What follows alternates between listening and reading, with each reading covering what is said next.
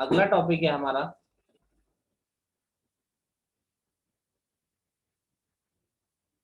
Inverse of a function. ये बहुत important है आपको, अगर अगला चैप्टर आपको समझना है, मैं बार बार कह रहा हूं, अगर अगला चैप्टर आपको समझना है तो ये टॉपिक आपको क्लियरिटी से आना चाहिए। देखिए, किसी भी फंक्शन का इनवर्स से क्या मतलब है, जैसे मैं आपको समझाता हूँ। कोई फंक्शन अगर सेट ए से सेट बी में डिफाइन है, कोई फंक्शन अगर सेट ए से सेट बी में डिफाइन है, देखिए ये A B X Y Z, ये आ रहा है ए बी सी। देखिए इस तरह से मैंने एक फंक्शन बनाया जो सेट ए से सेट बी में डिफाइन था। तो बेटा इसका इनवर्स का मतलब क्या हुआ? इनवर्स का मतलब हो गया उसकी उल्टी मशीन। उल्टा मशीन का मतलब क्या हो गया? जो उल्टा काम करे।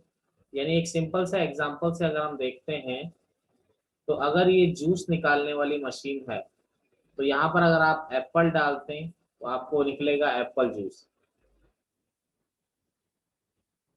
तो इनवर्स मशीन का मतलब क्या होता है? इनवर्स मशीन का मतलब बड़ा सिंपल सा मतलब होता है कि अगर आप एप्पल जूस डाल रहे हैं यहाँ से, तो यहाँ से बाहर क्या निकल रहा है? आपका एप्पल फ्रूट बन के निकल रहा है। तो मशीन जो उल्टा काम कर रही है बस वही है। तो यानी एक्स डालने पे ए आ रहा है, तो यहाँ पर ए डालने पे क्या आएगा? एक्स आएगा। यहाँ सर ऐसे डालने- हाँ एक जी, डाउट था, एक डाउट था, भी पूछूं बाद में पूछूं? एक मिनट में कंप्लीट कर लेता हूँ। सी डालने पे जेड आ रहा है, तो देखिए एफ ए से बी, एफ इनवर्स बी से ए। देखो एक्स डालने पे ए आ रहा है, तो यानी कि आप क्या लिख सकते हैं? F X is equal to A. Sir B पे वाई, ये वाई डालने पे बी आ रहा है ना? अच्छा, सर बी पे आपने ए कर, बी पे आपका एक्स वाई है और सी पे जेड है, और F Y equal to B, और जेड डालने पे सी आ रहा है, तो F Z equal to C. अब यहाँ पर बेटा इनवर्स मशीन है, तो ए कौन सी मशीन में डाल रहे हो? एफ इनवर्स मशीन में। तो F inverse A is equal to X आ रहा है, F inverse B is equal to Y आ रहा है, F inverse C is equal to क्या आ रहा है? आपका जेड आ रहा है। अच्छा, पहली चीज, आप क्या हर मशीन का इनवर्स बना सकते हो? नहीं जी, ऐसा थोड़ी हर मशीन का इनवर्स बन जाएगा। तो उसी मशीन का इनवर्स बनता है जो मशीन क्या होती है? आपकी 1 1 ऑन 2 होती है। यानी कि जो मशीन बाइजेक्टिव होगी उसी मशीन का आप इनवर्स बना पाओगे, अदरवाइज आप किसी दूसरी मशीन का इनवर्स आप नहीं बना पाओगे। ठीक है, तो उसके लिए मशीन का बाई। अब आप बोलेंगे सर ऐसा क्यों बोलते हो आप? मैंने बोला कोशिश कर लो भाई। जैसे अगर मैं कोशिश करूं, जैसे एक मशीन मैंने ली एक्स वाई जेड, ये ए बी सी, तो देखो ये 1 1 ऑन 2 नहीं है। जैसे ये मशीन मैंने ली, मैं इसका इनवर्स बनाना चाहता हूँ। देखिए इनवर्स बनाने के लिए क्या होगा? बी से ए, तो ये हो जाएगा ए बी सी, तो एक्स वाई जेड। तो ए के साथ क्या आ रहा है बेटा? ए और ए के साथ एक्स और वाई जुड़ा हुआ है, फंक्शन नहीं है। फंक्शन। और बी के साथ जेड जुड़ा हुआ है। तो पहली चीज तो ये फंक्शन ही नहीं है, तो इनवर्स कहाँ से होगा? तो इसीलिए मैं आपको एक कंडीशन बता रहा हूँ कि फंक्शन का इनवर्स आप उसी केस में डिफाइन कर सकते हैं अगर फंक्शन 1 1 ऑन 2 है। कभी आपको ऐसा लगता है कि फंक्शन का इनवर्स एग्जिस्ट नहीं कर रहा है, तो चेक कि फंक्शन 1 1 ऑन 2 है या नहीं। ठीक है, नोट करिए। यहाँ पर आपका ये बी से ए होगा,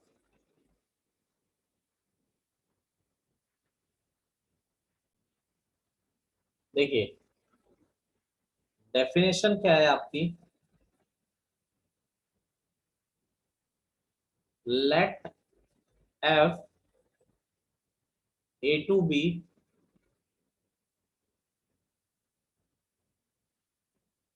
be a 1 1 and on 2 function. यानी f अगर 1 1 on 2 फंक्शन है, then there exists a unique function, then there exists a unique function b to a such that देखिए कि अगर x डालने पे y आ रहा है, तो एक फंक्शन ऐसा होना चाहिए जिसमें y डालने पे क्या आ जाएगा? x आ जाएगा। समझ रहे हो बात को? Yes sir. Yes sir. where x belongs to set A and y belongs to set B, then G is said to be inverse of F. Then G is said to be inverse of F. अब करिए,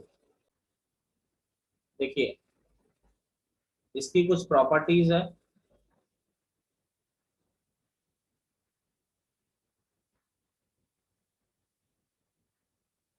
inverse of a bijective function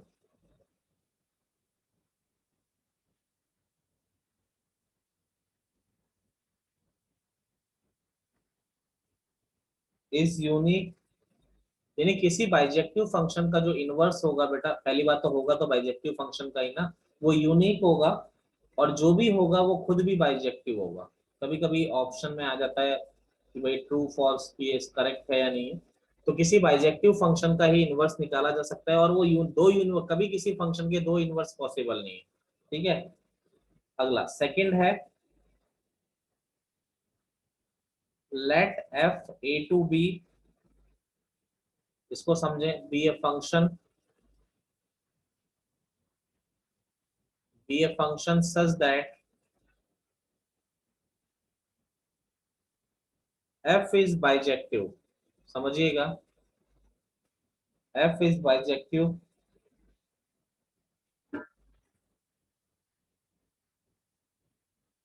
and g b से a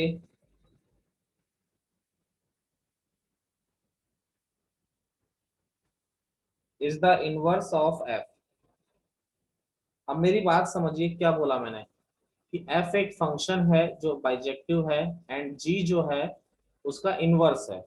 natural सी बात है, g inverse ही है उसका। तो बेटा लिख रहा हूं पहले इसको, फिर एफ ओ जी जो होगा वो एक आइडेंटिटी मैट्रिक्स होगा, एंड जीओएफ जो होगा वो भी आइडेंटिटी मैट्रिक्स होगा। बेटा आइडेंटिटी मैट्रिक्स का मतलब एक्स होता है, लेकिन ये होगा ये आईबी का मतलब हो गया आइडेंटिटी फंक्शन, अभी एक्सप्लेन कर दूंगा मैं, identity function in set B, और ये हो गया आइडेंटिटी फंक्शन,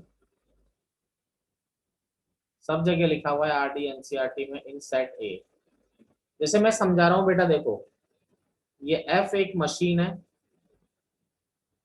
और ये जी दूसरी मशीन है, कंपोजिट का मतलब यही होता है।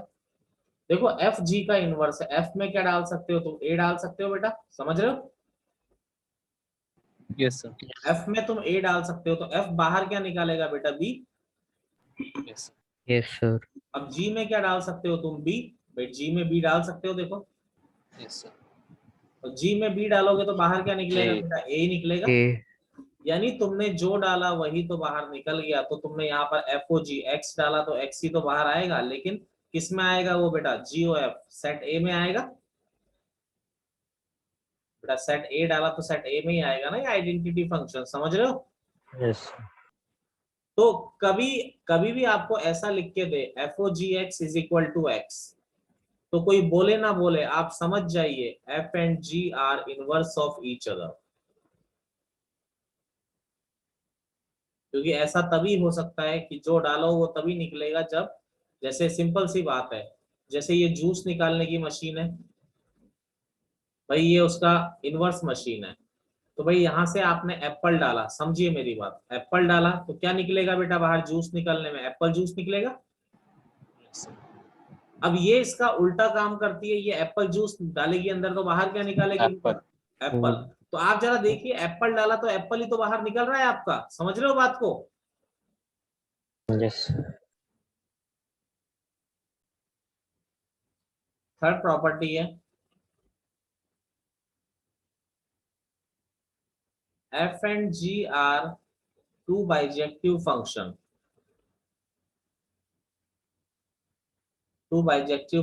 such that इनवर्स नहीं है एक दूसरे के, मैंने बोला दो अलग अलग बाइजेक्टिव फंक्शन है, such that f a से b and g b से c, then ये तो हम जानते हैं जी ओ एफ आपका ए से सी डिफाइन हो जाएगा, देन जी ओ एफ भी बाइजेक्टिव होगा। और जो प्रॉपर्टी होती है बेटा जो मैं लिखाना चाह रहा था, जी ओ एफ का इनवर्स, यानी आप जी ओ एफ निकाल के उसका इनवर्स निकालो, तो आप ऐसा भी कर सकते हो एफ इनवर्स ओ जी इनवर्स, यानी कि जी ओ एफ का इनवर्स मतलब बाद वाले का इनवर्स कंपोजिट पहले वाले का इनवर्स। याद रखिएगा property. Fourth, if F O G is equal to G O F, यानी F O G G O F के बराबर आ रहा है, ऐसा तभी हो सकता है, it means either F inverse is equal to G और G inverse equal to F, and F O G is equal to G O F is equal to identity, यानी F O G equal to G O F is equal to identity होगा। अगला point है हमारा fifth है, if F and G are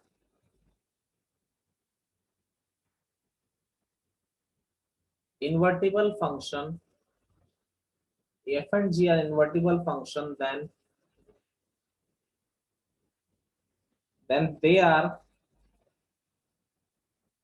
f and g are invertible function, then they are mirror image, they are, एक minute ऐसा f and g are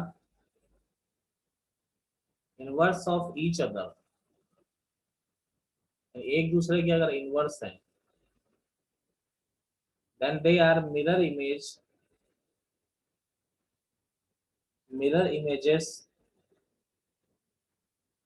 with respect to the line,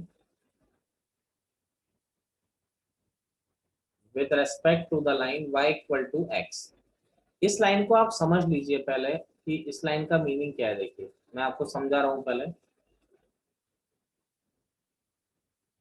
देखिए ये y equal to X line है बच्चा party.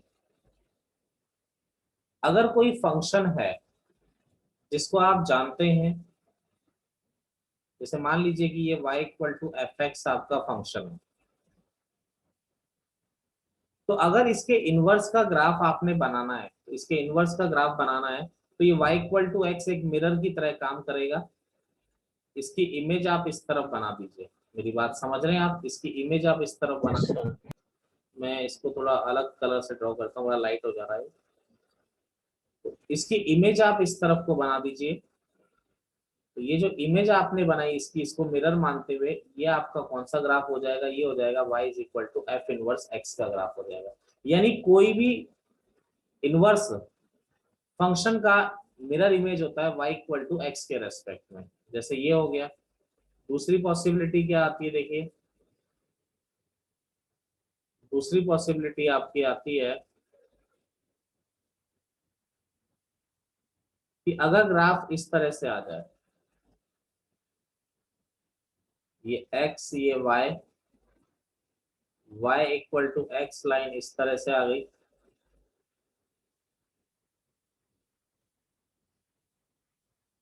y equal to X line इस तरह से आ गई। अगर मान लीजिए फंक्शन कुछ इस तरह से है, अगर फंक्शन इसको टच करते हुए आ रहा है, तो इसकी जो मिरर इमेज होगी, इसकी जो मिरर इमेज होगी कैसे आएगी बच्चा पार्टी? टच होते हुए। बिल्कुल सही, टच होते हुए आएगी। यानी ये इसकी क्या हो गई, मिरर इमेज हो गई। तो ये इसके इनवर्स का ग्राफ हो गया, निश्चिंत रहिए यही होगा।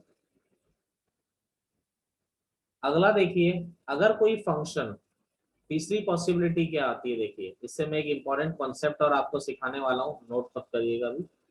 ये एक्स वाई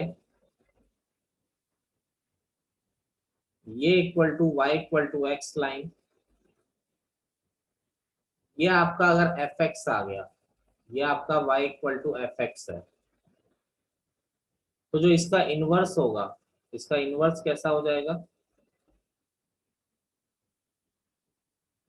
इसका इनवर्स आपका हो जाएगा इस तरीके से। अरे ऐसा ही आएगा ना, यस सर। Yes yes.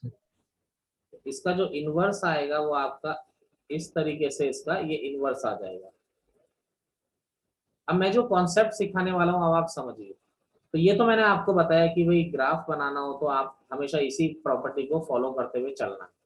कभी कभी आपसे बोलता है सॉल्व, कोई फंक्शन दे दिया, आपसे बोलता है solve F X is equal to F inverse X. भैया यानी एफ एक्स और एफ इनवर्स एक्स का पॉइंट ऑफ इंटरसेक्शन निकालिए। तो देखिए पहले केस में क्या इनका कोई पॉइंट ऑफ इंटरसेक्शन है? नहीं, नो सर। दोनों ने कट ही नहीं किया। क्या दूसरे और तीसरे केस में होगा? Yes yes sir.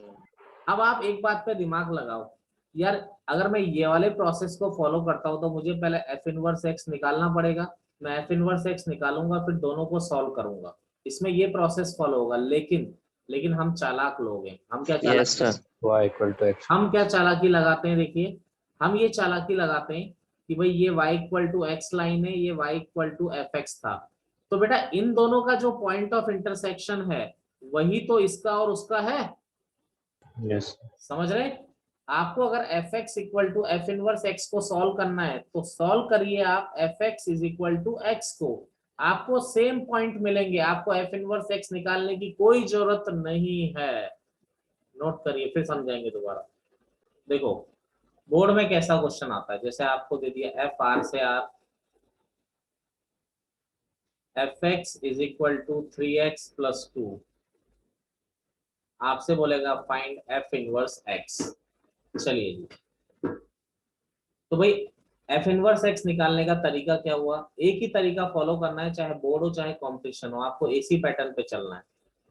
y is equal to F X is equal to 3x plus 2, तो एक बार y is equal to F X लिखा, इन दोनों को बराबर लिया।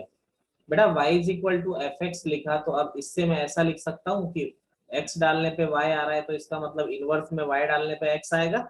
यस सर अरे Yes, समझ रहे हो? यस यस यस अब कई बच्चे गलती से, कई लोग भी ऐसा पढ़ाते हैं कि भाई एफ को इधर ले आए तो एफ इनवर्स आ गया। ऐसा कुछ नहीं है बेटा, समझ रहे हो? ऐसा ऐसा कुछ नहीं है कि एफ को इधर ले आए तो एफ इनवर्स आ गया, नहीं। मैंने क्या बोला? एफ में एक्स डालने पे वाई आ रहा है, एक्स डालने पे वाई आ रहा है, तो इनवर्स में क्या होगा? वाई डालने पे एक्स आएगा ना, तो इसलिए एफ इनवर्स वाई, और लिखना ऐसे ही है, ठीक है?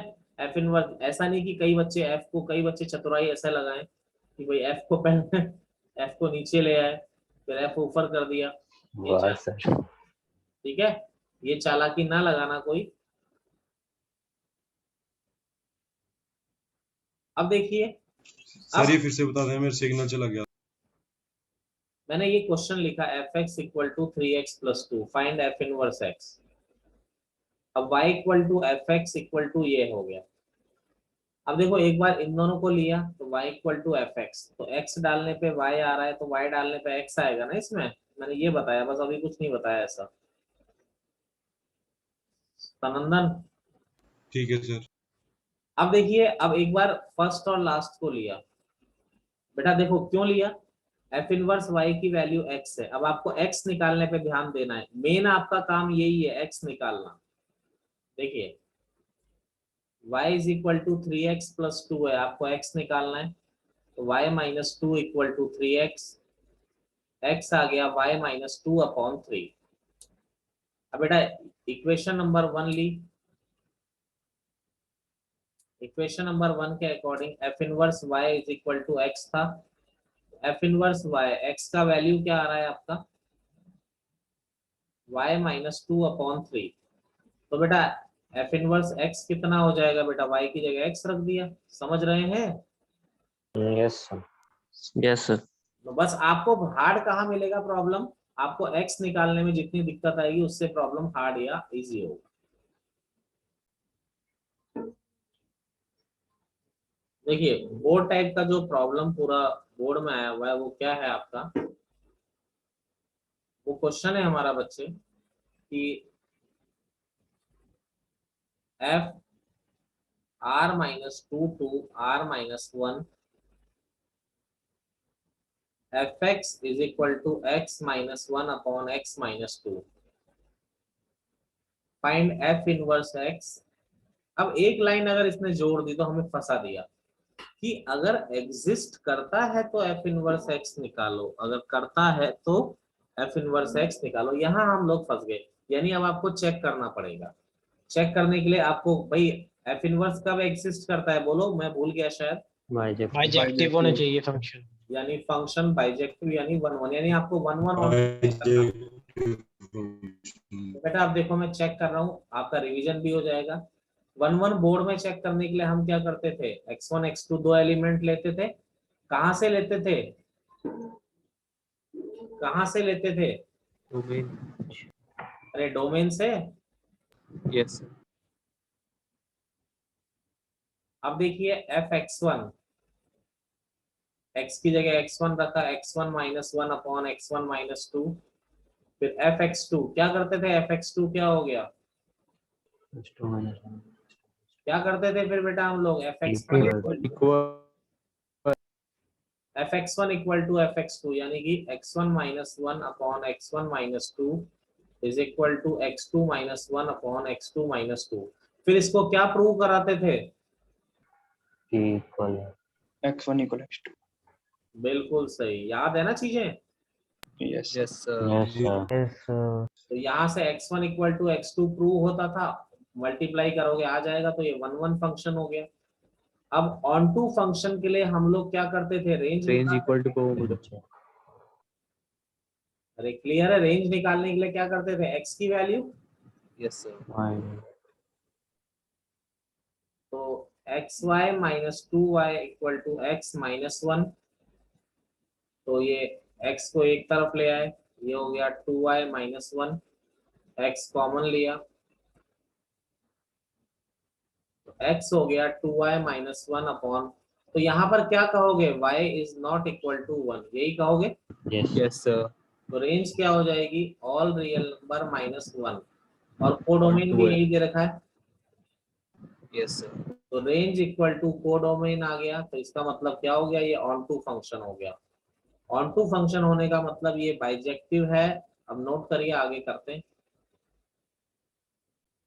अब देखिए हमें एफ इनवर्स निकालना है, तो इनवर्स निकालने की अगर हम कोशिश करते हैं तो ये तो चलो अभी हमने 1 1 ऑन टू इनटू चेक किया। अब इनवर्स निकालने का जो हमारा प्रोसेस है वो फिक्स है प्रोसेस की, हमने उसी तरह निकालना है। तो 1 मिनट में निकाल देंगे, इनवर्स की कोई इतनी बड़ी बात नहीं है। देखिए एफ एक्स आपका x -1 अपॉन x -2 है, हम जानते हैं ये y इज इक्वल टू है। एक बार इन दोनों को लिया y equal to F X, तो क्या लिखते हैं हम बेटा, F inverse y equal to X. अब x का वैल्यू निकालना है, x का कैसे निकालोगे, इन दोनों को लेके, इन दोनों को लेके आप x का वैल्यू निकाल लीजिए। y into X -2, X Y -2y ये आ गया, ये इधर आ गया।